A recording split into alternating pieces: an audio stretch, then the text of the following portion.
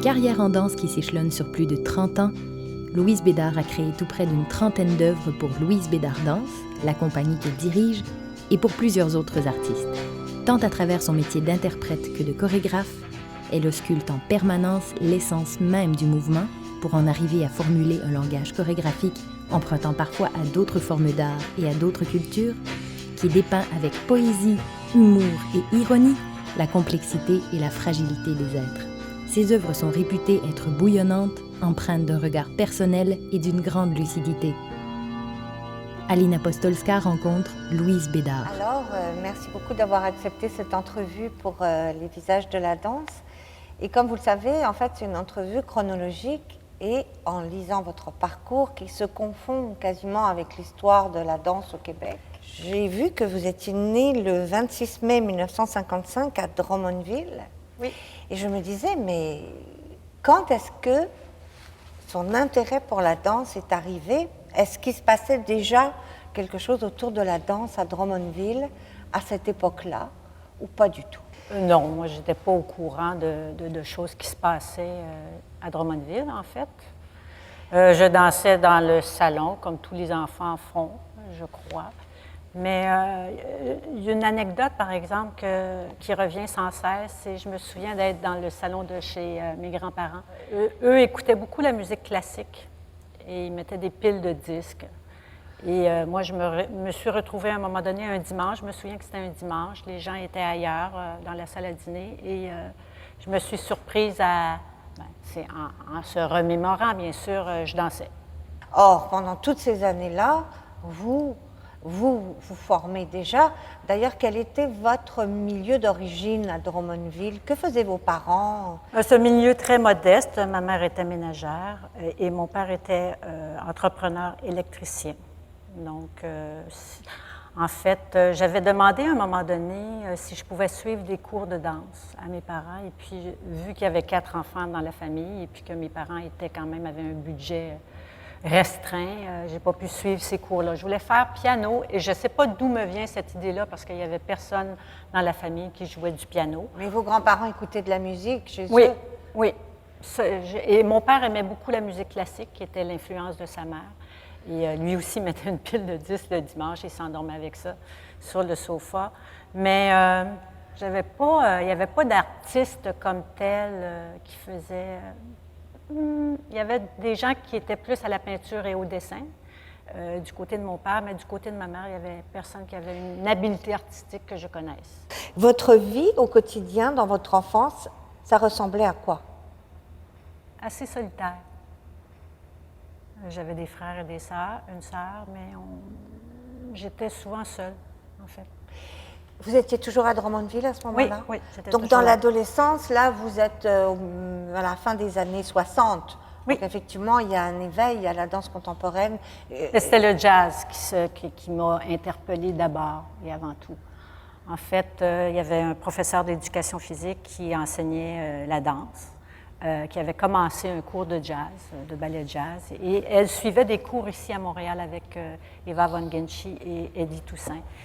Et moi, j'avais manqué le premier cours parce que j'étais malade. Alors, ma copine, une bonne copine dans ce temps-là, m'avait montré dans le salon chez elle qu'est-ce qu'elle avait appris. Et je dois te dire, ce moment-là était le déclic. Après ça, il fallait que je sois dans ce cours-là et j'ai été dans ce cours-là. Puis là, c'est parti. Après ça, je voulais m'inscrire à l'Académie de ballet. C'est ce que j'ai fait 2 ans plus tard. Je prenais tous les cours possibles et inimaginables qui se donnaient là, autant le classique avec les petits de 5 ans qu'avec les grandes, ça faisait 10 ans. J'ai plongé la tête à tête baissée et à corps perdu là-dedans. Et puis, il y avait mon professeur qui enseignait au secondaire, enseignait aussi à l'académie. Alors, j'ai pris des cours de jazz avec elle. Je suis devenue très vite son assistante et ça a déboulé. Ce que j'entends, c'est que vous recherchez une libération. Vous dites, oui, j'ai vraiment besoin de bouger comme pour sortir d'une boîte dans laquelle je suis coincée. Oui. Et vous trouvez ça dans la danse. Est-ce que c'est important pour vous d'avoir justement essayé toutes ces techniques-là? Oh oui, oui. D'avoir exploré, parce que je continue d'explorer avec le corps. autant avec les danseurs qu'avec mon corps aussi.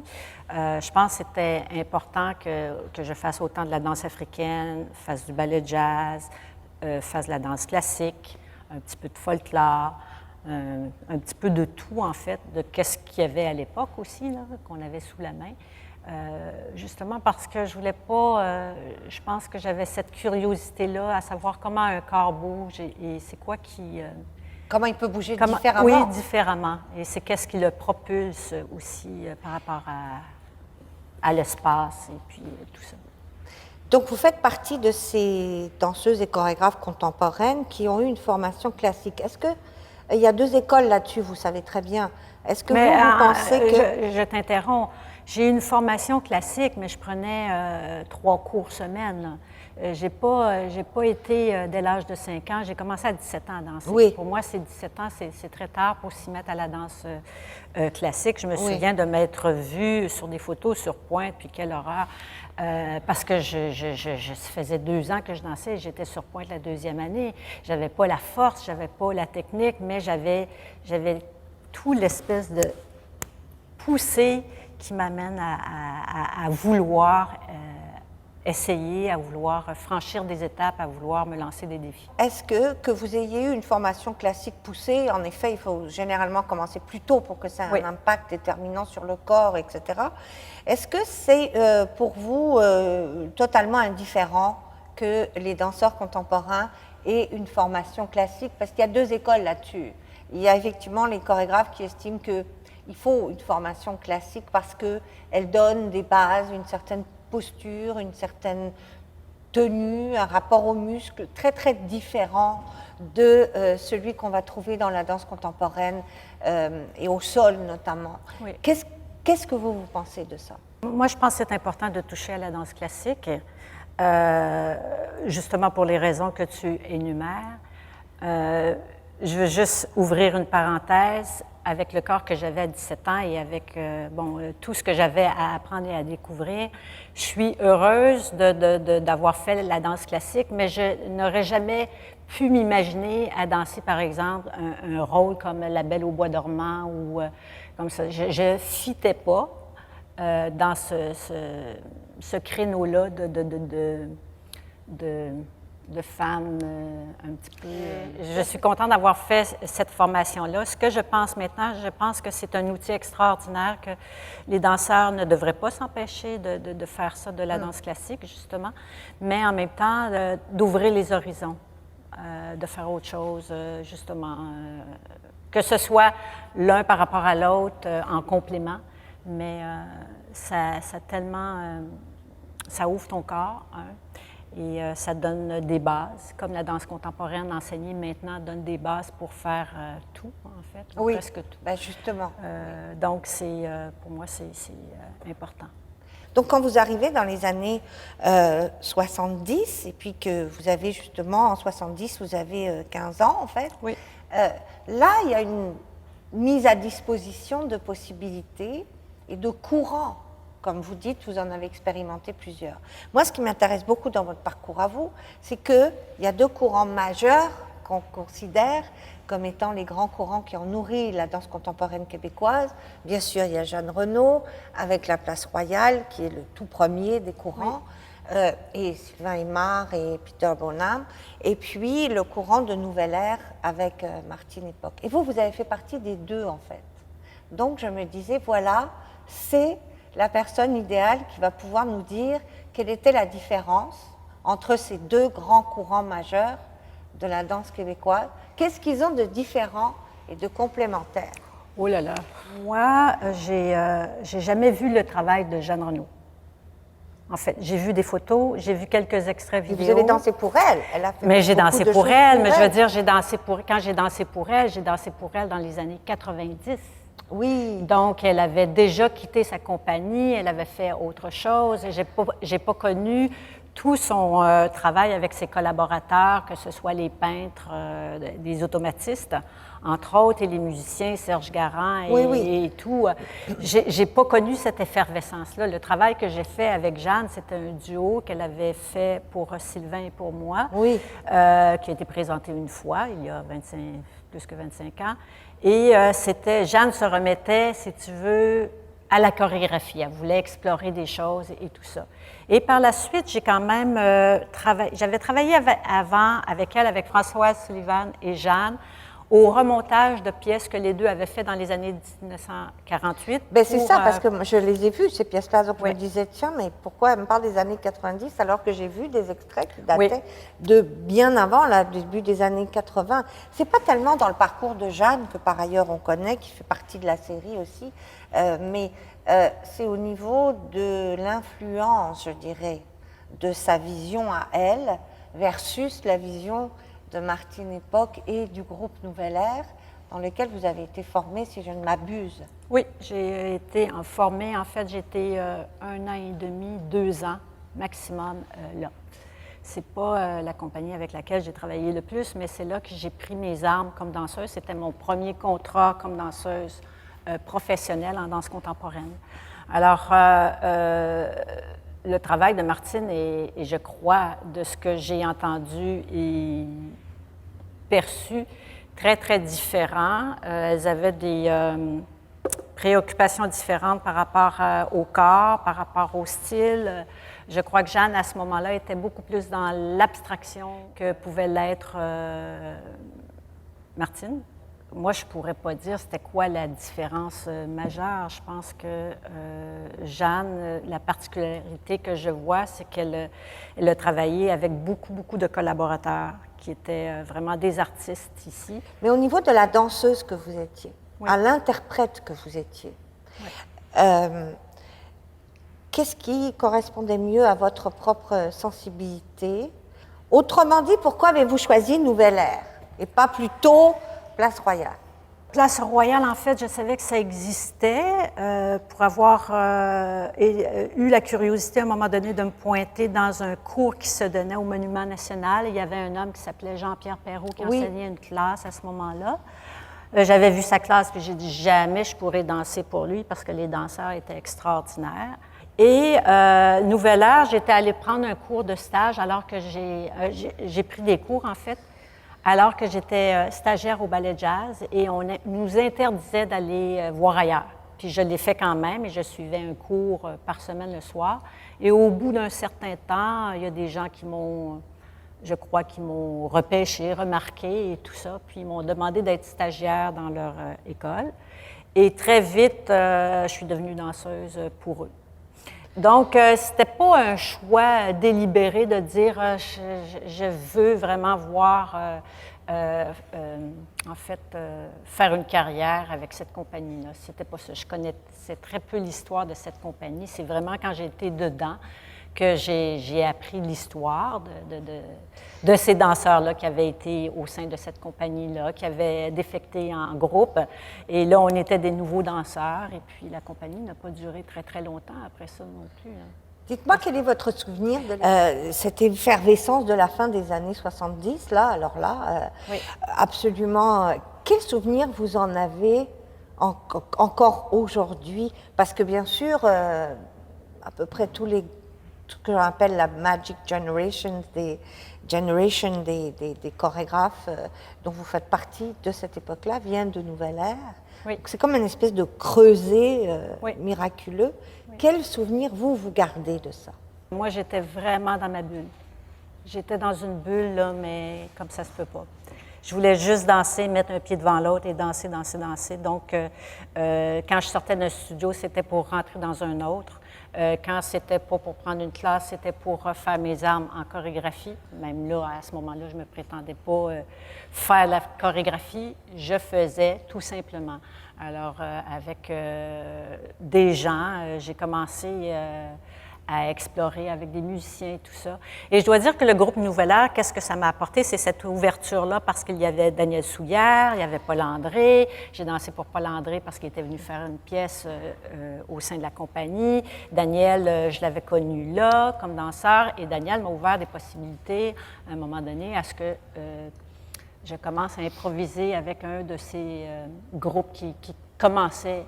Donc, c'est tout ça qui a fait que pour moi, cette effervescence-là est venue du fait de dire, oui, je fais ça, je fais un travail de telle heure à telle heure, mais le soir, je m'en vais faire autre chose, je suis encore en danse, j'explore encore. Et c'était ça qui m'a ouvert les portes, qui m'a rendu vraiment aussi la tête pleine de désirs, de nouveaux désirs, d'explorer par la danse, avec le corps des uns et des autres.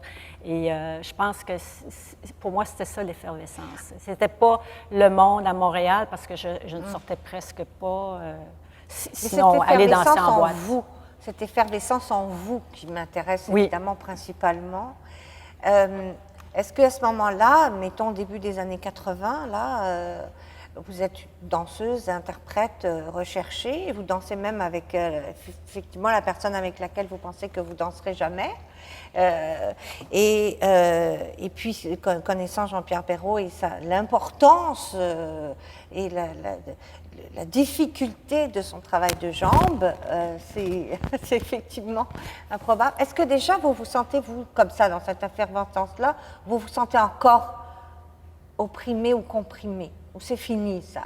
Non, c'est toujours là. Je veux dire, ça nous suit toute notre vie, en fait, mais ça prend ça prend des couleurs différentes, des textures différentes, et puis on l'utilise à un moment donné. On ne fait pas juste essayer de repousser ces choses-là. On vit avec et on le passe dans notre danse aussi. C'est pour ça que je fais ce métier-là, parce que il me semble que ces choses-là doivent passer par le corps, parce que le corps dit tellement de choses. Et je veux dire, on peut voir une danse et puis sans mettre des mots très précis, on reçoit des choses. Et c'est ça qui m'intéressait. Et c'est ça qui m'intéresse encore, en fait. Ce que vous dites, c'est que ce sentiment d'oppression-là, en tout cas, vous en avez fait un instrument apparemment majeur et récurrent, qui vous accompagne toujours. Et est-ce que vous iriez jusqu'à dire qu'il y a une fureur à vous exprimer que seule la danse pouvait vous apporter? Oui. Oui, ça, je peux dire ça.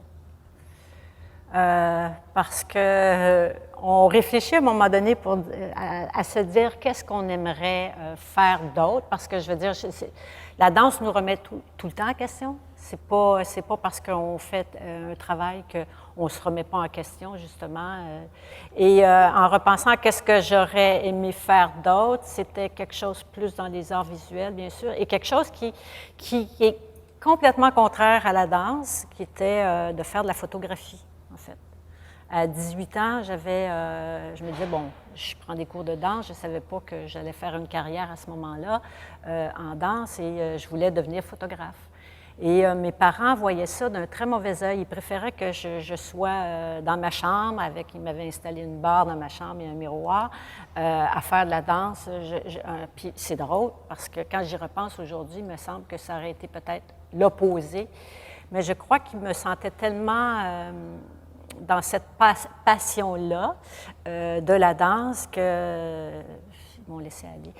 En 1983, vous n'avez pas 30 ans. Vous recevez un prix absolument prestigieux au début de votre carrière. Moi, j'ai écrit sur mon papier « Reçoit le prix Jacqueline Lemieux pour débuter sa carrière », en fait. Mais c'est énorme. Comment l'avez-vous reçu à ce moment-là? Et qu'est-ce que ça vous a fait? Vous vous y attendiez évidemment pas, mais je veux dire, quel a été l'impact d'un tel prix au tout début d'une carrière? Je considère que j'étais danseuse professionnelle à 25 ans. Ce prix-là m'a permis de faire la connaissance de beaucoup d'autres gens, parce que le fait de recevoir un prix, notre nom est un petit peu sur la sellette. C'était lors d'une audition du Conseil des arts du Canada, en fait, que j'ai reçu ce prix-là d'interprétation. Donc, j'avais fait une demande de bourse pour un projet personnel, peut-être la Xème, peut-être la 2e ou 3e, en fait. Et ils m'ont donné ce prix. Et moi, j'étais vraiment étonnée. Je me suis dit, bon, tu fais un petit extrait dans un studio c'était 3 minutes dans ce temps-là, 2 extraits de 3 minutes. Je me dis, il me semble que c'est pas beaucoup pour voir les capacités d'une personne, mais apparemment, bon, qui ont vu d'autres choses que moi, j'étais pas consciente de. Donc, ils m'ont offert ce prix. Alors, à ce moment-là, s'engagent des années qui sont tout à fait déterminantes. Donc, 83, il y a le prix Jacqueline Lemieux. Bien sûr, vous êtes toujours interprète. Vous allez créer votre compagnie, Louise Bédard Danse, en 1990. En 87, alors que vous n'avez même pas encore votre compagnie, vous êtes un membre fondateur de Circuit Est, oui, où nous nous trouvons aujourd'hui, et qui est le producteur des visages de la danse. Ça veut dire une implication dans la communauté. Oui. Parce que c'est ça l'idée fondatrice de Circuit Est. Alors, comme je vous ai sous la main, j'en profite pour vous demander comment s'est passée l'idée de fonder Circuit Est et qu'est-ce que quel rôle c'est venu jouer dans cette communauté. En fait, Circuit Est, c'est venu de... Il y a des gens qui sont venus, qui sont repartis. Tout ça. On était plusieurs à s'entraîner dans un studio que mon chum, Richard Simas, avait dans ce temps-là. On faisait du body-mind training. Donc, des gens qui étaient allés au Japon, Sylvain Meur, Rodrigue Jean et Lucie Grégoire, on s'entraînait ensemble. Et à un moment donné, on s'est dit, pourquoi pas essayer de se regrouper justement pour faire une force de frappe ensemble et de partager des studios pour développer notre travail. Et c'est comme ça, Francine était là aussi, à s'entraîner avec nous. D'autres gens, Liane Smith, bon, qui sont maintenant déménagés, Teddy Taffel qui est encore ici. Donc, on s'est regroupés et puis on a cherché un espace et qu'on a loué. Tout ça dans le but de, justement, de pouvoir s'offrir la possibilité d'avoir des studios à moindre coût parce que tout le monde avait le désir de créer.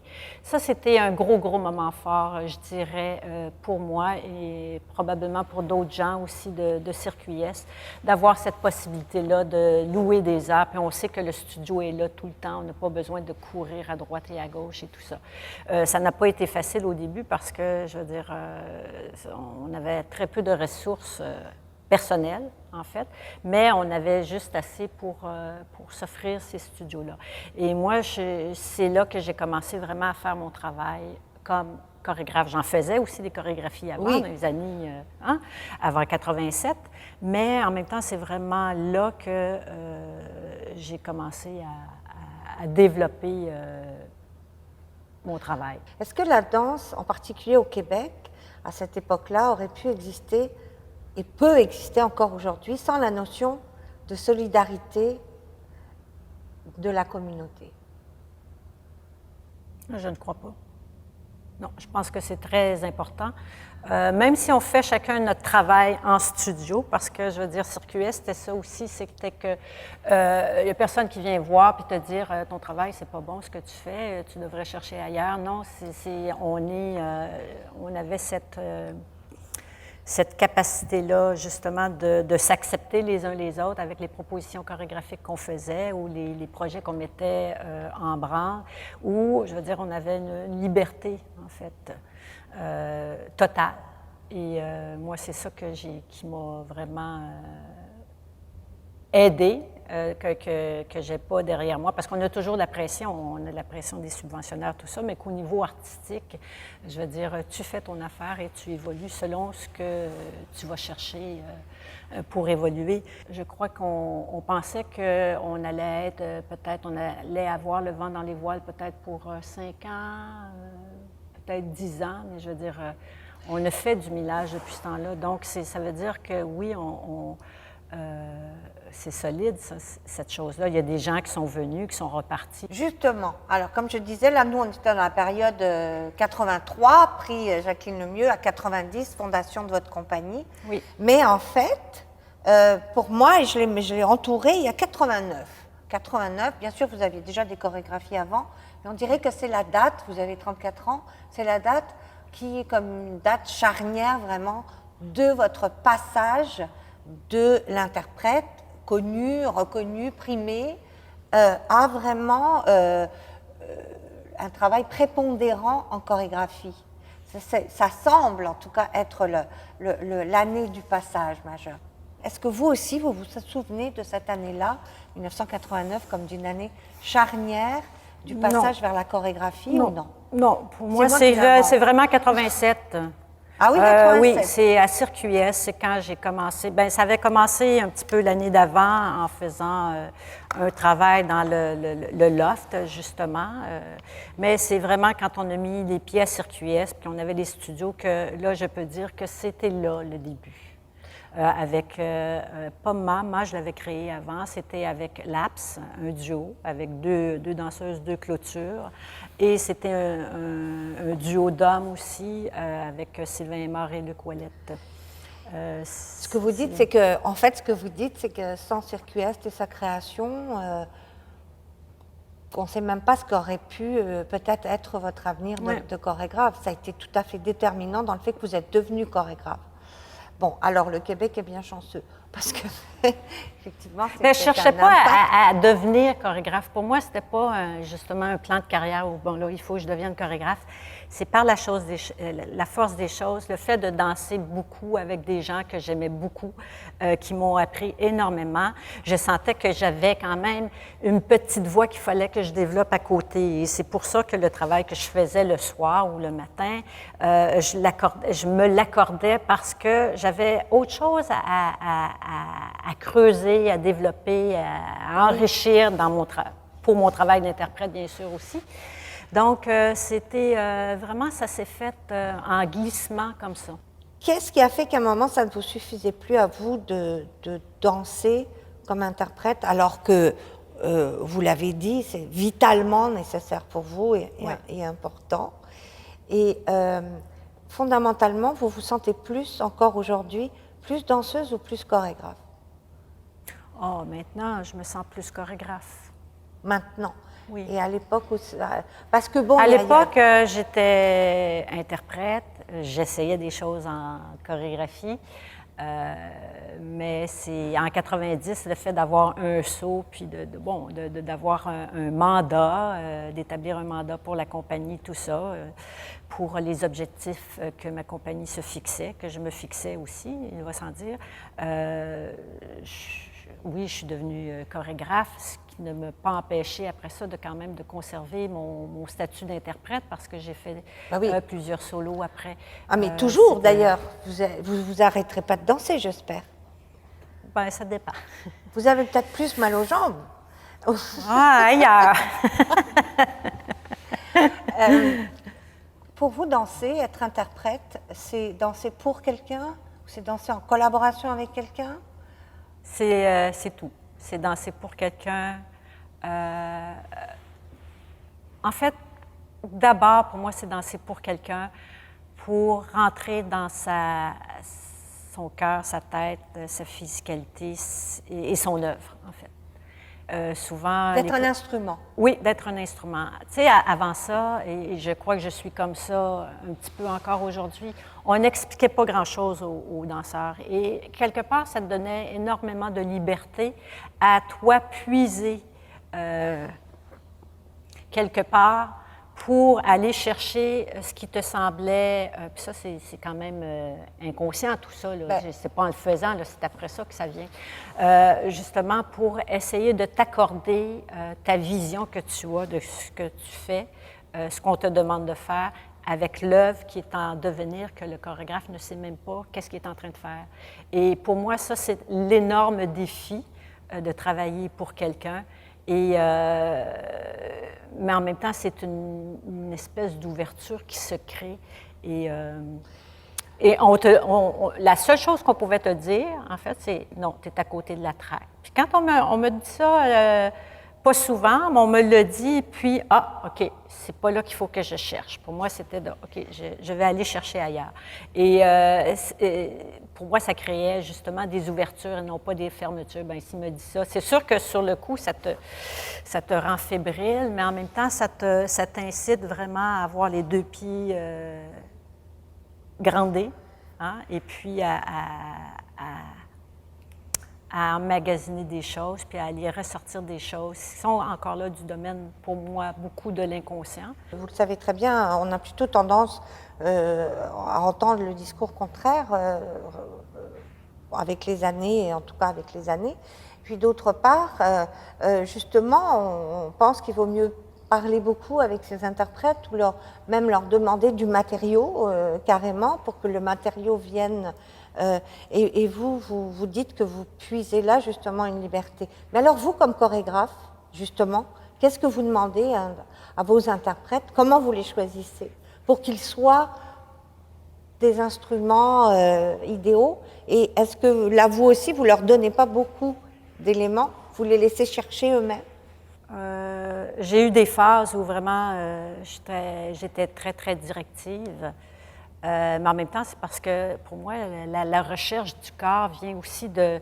Le passage, il faut qu'il se fasse de moi à quelqu'un, puis la personne va prendre ce que je suis en train de lui donner, lui demander, et va le faire selon elle ou lui.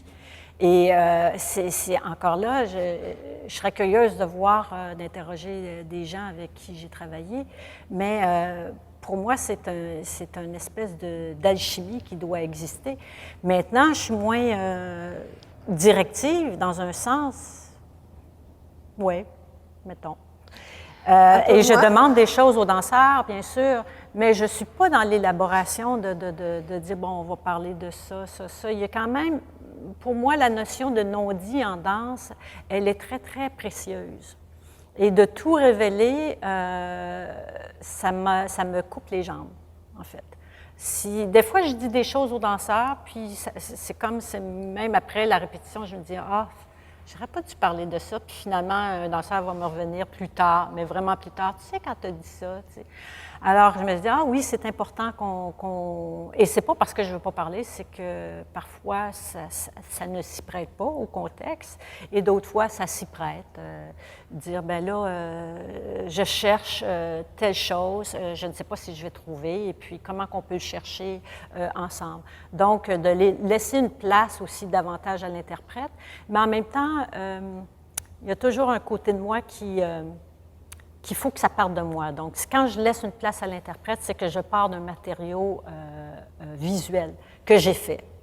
Je ne peux pas lancer un interprète juste, ben improvise-moi sur telle chose. Il faut que j'aie une base.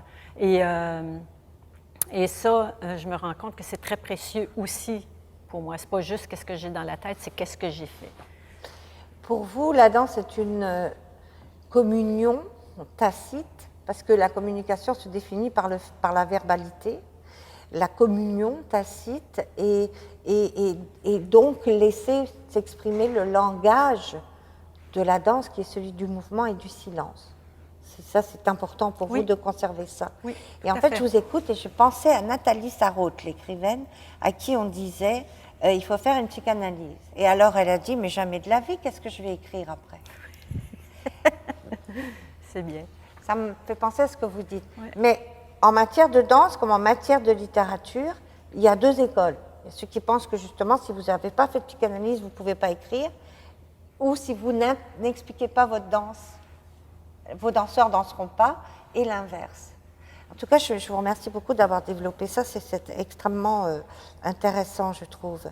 On va regarder un premier extrait, Louise Bédard, que vous avez choisi sur votre parcours chorégraphique, là, qui est le premier extrait dans les fougères foulées du regard. Oui. Vos titres sont toujours extrêmement littéraires et poétiques et en fait métaphoriques. Et c'est un sextuor. Oui. Beaucoup de sextuors, en particulier dans...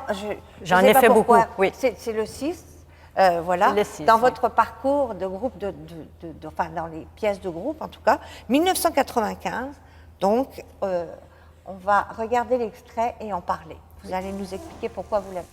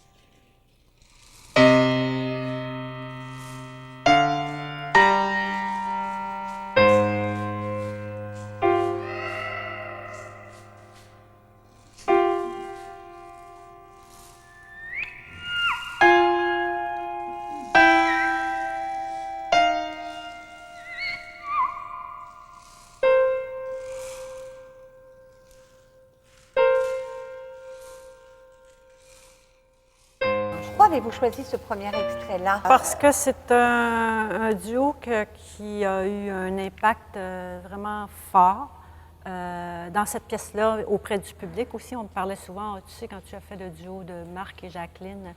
Donc, il était à point nommé dans la pièce. Il avait sa place, il avait sa raison d'être, en fait. Et je l'ai choisi parce que aussi il y avait le contraste du grand et du petit, des corps vraiment, on en voit maintenant beaucoup de ça, de contraste, mais Marc Boivin et Jacqueline Lemieux, et ils avaient une espèce de chimie ensemble que je voulais réunir, en fait, sur scène. Donc, ça renvoie encore au choix des interprètes. Pardon? Oui. Ça renvoie encore au choix des Justement, quelle est votre source d'inspiration à vous, je dirais, comme chorégraphe? Est-ce que ça vient de la rencontre avec des corps, avec des interprètes? Ça vient de votre univers? Parce que vous avez beaucoup travaillé, on va parler de ça maintenant, avec d'autres arts, notamment les arts visuels. Vous êtes fidèle aussi dans vos collaborations, autant avec... bien sûr, quelqu'un comme Angelo Barsetti, qui signe à la fois la scénographie, les costumes, les maquillages, la photographie. Angelo, juste pour te replacer, c'est plus maquillage et costume. Des interprètes, que ça soit le regretté Ken Roy ou beaucoup de... Il y a une fidélité comme ça dans votre parcours. Alors, d'où vient l'inspiration dans tout ça? L'inspiration, pour moi, elle est vraiment multiple. Ça vient des fois de quelqu'un que je vois sur la rue, ça vient d'une photo, ça vient d'un geste que mon enfant, parce que dans ce temps-là, dans Les Fougères foulées du regard, mon gamin était très physique, il était très jeune, il avait 3 ans, 4 ans. Je le regardais faire et ça m'inspirait. Il dansait dans le salon aussi? Oui, lui, il bougeait pas mal plus que moi. Ça vient d'une... Écoute, il y a tellement de choses reliées dans chaque pièce, même si c'est chapeauté parfois par exemple, un travail avec une photographe et tout ça. Il y a plusieurs petits éléments qui viennent de différentes choses. Et je ne pourrais pas toutes les nommer, c'est tellement vaste pour moi. Mais alors justement, pour étayer votre réflexion là-dessus, on a le deuxième extrait juste après, donc l'année d'après, 1996. Donc j'aimerais qu'on puisse le regarder. C'est Carte postale de Chimère. C'est un solo, alors cette fois, de cette période extrêmement riche que vous avez dite. 87 commence vraiment votre travail de chorégraphe. Jusqu'à 1999, c'est une période chorégraphiquement d'exploration multiples et variées. Alors, Carte postale de Chimère.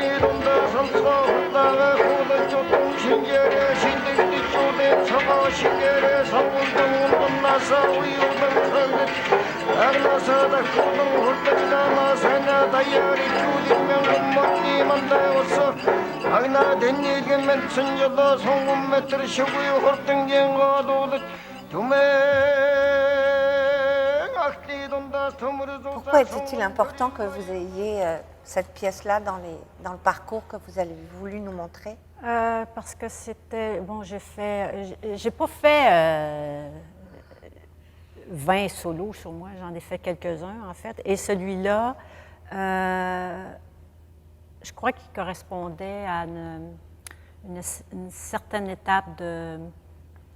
Comment je dirais ça? De détachement, puis en même temps d'appropriation de ce que mon corps voulait dire à travers le parcours des femmes. Et j'ai souvent travaillé dans cette optique-là, comme en 90, mon premier solo Braise Blanche, je reviendrai à carte postale, c'était sur l'événement de la Polytechnique, en fait. Donc, c'était un solo d'1 heure, mon premier 96, oui. 90. Ah, 90, pardon. Oui, 90 Braise Blanche. Et carte postale de Chimère a suivi plus tard, donc 6 ans plus tard. Et j'avais cette urgence-là d'avoir dans moi et de livrer dans moi plusieurs, je dirais pas réalités de femmes, mais plusieurs passages de femmes.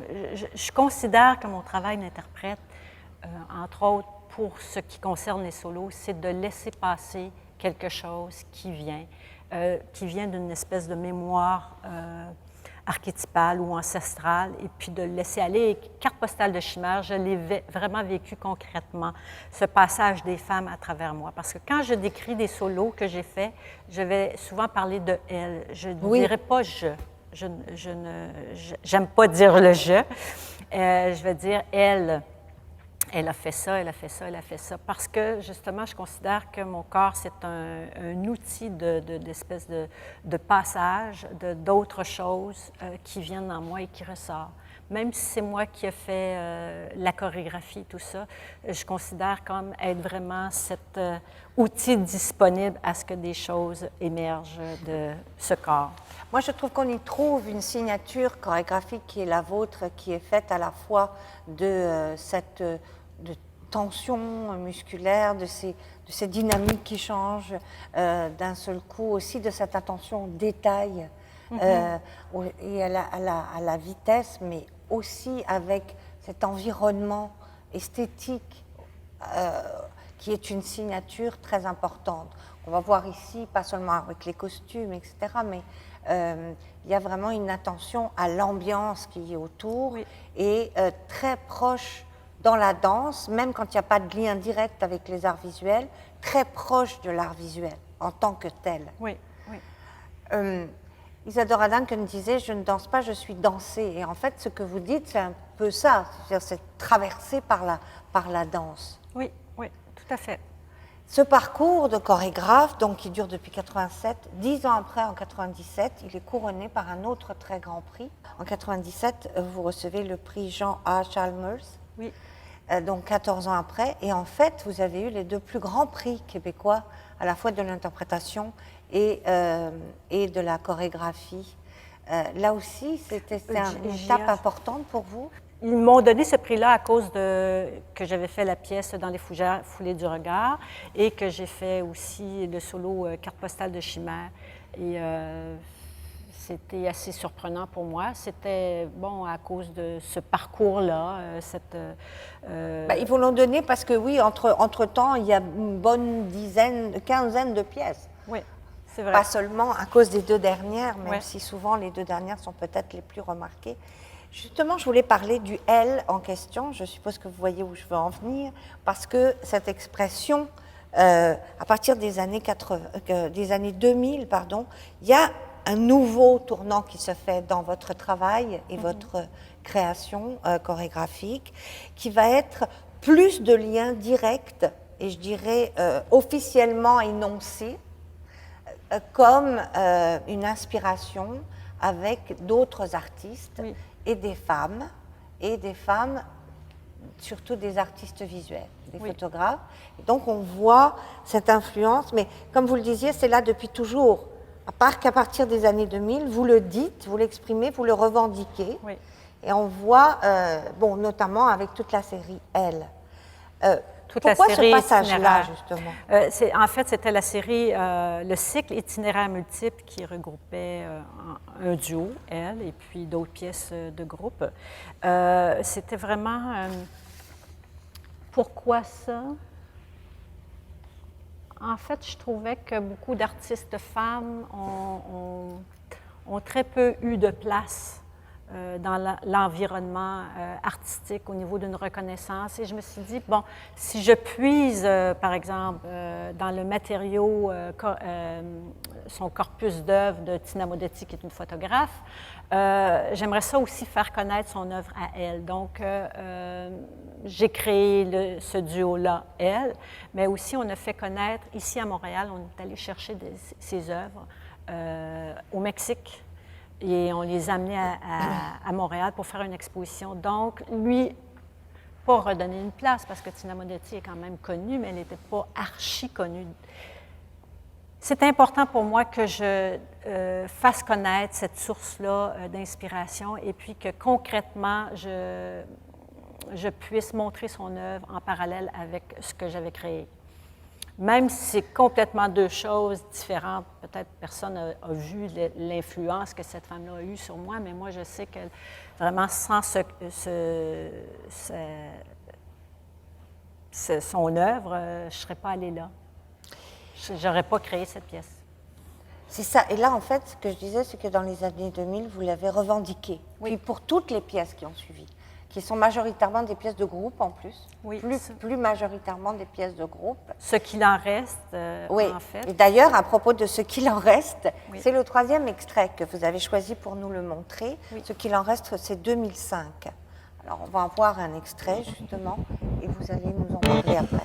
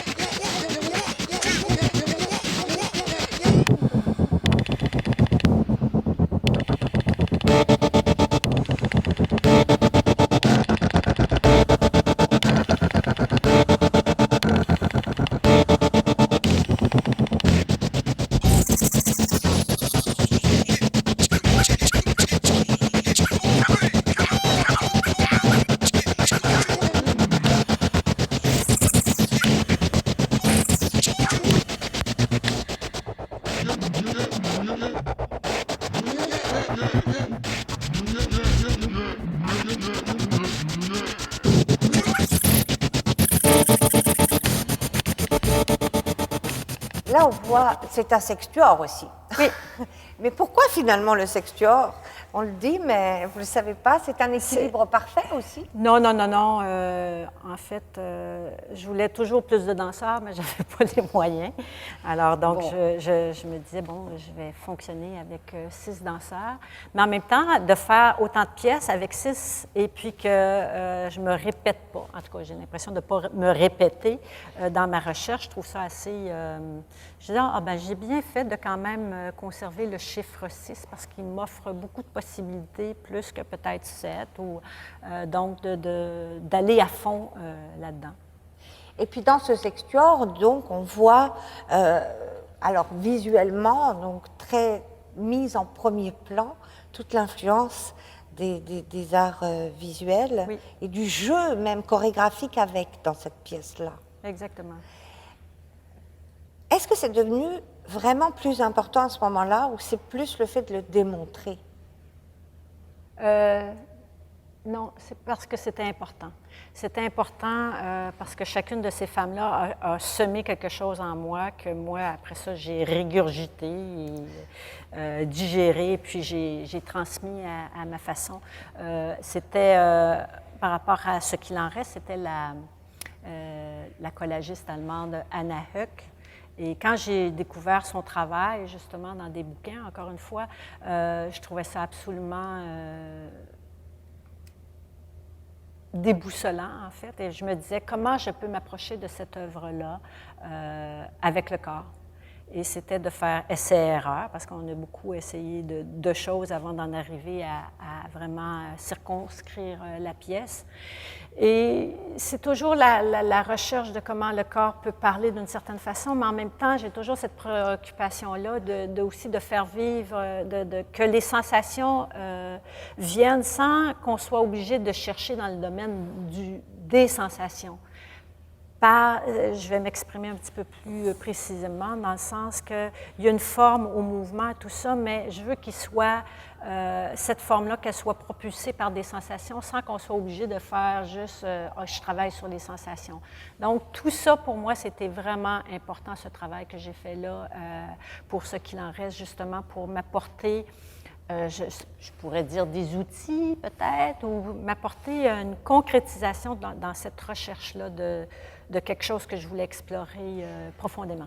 Mais justement, si vous regardez de la décennie qui précède, donc les 87-97, et puis ensuite le tournant différent du début des années 2000 jusqu'à aujourd'hui, vous, de votre propre point de vue, comment vous nommeriez l'évolution qui s'est faite?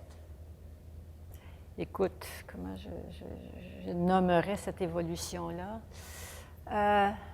Je vais dire un gros mot, je vais dire quand même organique, même si... Pourquoi c'est un gros mot? Ben parce que je ne l'utilise pas souvent. C'est plus organisé. Non, pas organisé, organique dans le sens que c'est venu... oui, non, c'est venu tout seul, c'est comme... on dirait qu'il fallait que je passe par là, puis il y a eu cette pièce-là qui m'a amené ça, oups, je m'en vais vers une autre pièce qui m'amène ça, oups, je m'en vais vers une autre pièce. Donc, une espèce d'organicité, même si moi, des fois, je pense que je me tape très fort sur la tête en me disant, bon, là, où est-ce qu'il faut chercher? Tu sais, pour moi, c'est important, cette recherche-là, mais en même temps, ça me met souvent sans dessus-dessous. Et je crois que c'est super important, cet état-là, mais je dois dire que je m'en passerai souvent aussi de cet état-là, mais en même temps, ça fait partie du processus d'un créateur, je crois, d'avoir le tournis à un moment donné pour dire, OK, là, j'embrasse large, puis là, je vais faire converger ça là, mais comment faire ça? Et de trouver toutes ces ramifications-là qui t'amènent justement à être vraiment comme ça, filé de haut en bas. Avoir un parcours de plus de 30 ans, justement, c'est tout à fait exceptionnel. On a forcément des périodes plus creuses que d'autres, etc. Mais surtout, ça implique quoi pour vous? Un cheminement de long terme comme le vôtre, ça implique de se rapprocher de plus en plus du centre de soi-même, ou ça implique au contraire d'arriver à aller plus vers les autres? C'est les deux. On ne peut pas être juste dans une chose. C'est justement parce que quand ça se replie, c'est comme un repli, justement, une fermeture.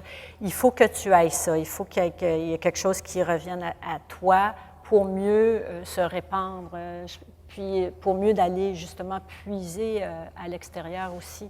Parce que je me suis rendu compte au fil des ans qu'on ne peut pas uniquement dépendre de soi dans son travail. Je veux dire, une conversation, un mot aussi peut influencer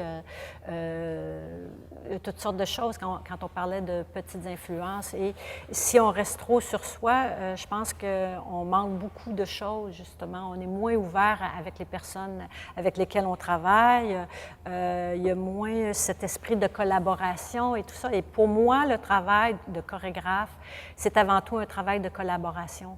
Même si je demande dans mes premières périodes, beaucoup où j'étais un petit peu plus vindicative, comme je l'ai mentionné, il y avait toujours cette réceptivité-là. Toujours non. Il y avait cette réceptivité-là, parce que des fois, je n'étais pas réceptive. Et face aux collaborateurs aussi, quand on s'assoit alentour d'une table et puis que moi, j'explique vers quoi je tends sans savoir, tout ça, il faut cet esprit d'ouverture-là, absolument. Sinon, je veux dire, chacun travaille, oui, pour la pièce, mais on travaille en vase clos et puis c'est pas le sentiment que je veux retirer de quand je crée une pièce. Pour moi, je veux que ça englobe tout le monde. C'est ça le sentiment que vous cherchez, que ça englobe tout le monde. Oui, que tout le monde se sente pris par ce que moi j'essaie de dire, mais qu'en même temps, ils ont leur part d'influence sur moi. C'est ça que je veux dire aussi. Mais ce tout le monde-là comprend le public. Le public, c'est autre chose. Alors, c'est quoi autre chose? Non, je pense que le public, c'est le regard qu'on pose sur l'œuvre que l'on fait. Parce que dans le travail que je fais, je considère que le public, justement, a sa part. Il a à venir chercher des choses que je suis en train de lui donner. Travail. C'est oui. Une part de travail qu'il a à faire aussi. Bien, pas juste du travail. Des fois, je veux dire, je ne vois pas juste ça comme du travail, justement. Je vois ça comme une espèce de... Oui, il y en a un à certains, pour certaines pièces, plus que d'autres. Mais en même temps, c'est cette chose-là qui existe, qui peut prendre à bras le corps ou qui peut prendre en partie. Et pour moi, ça, c'est aussi important que dire, bon, OK, j'embarque. Non, il y a quelque chose de fin que je cherche avec le public aussi à développer.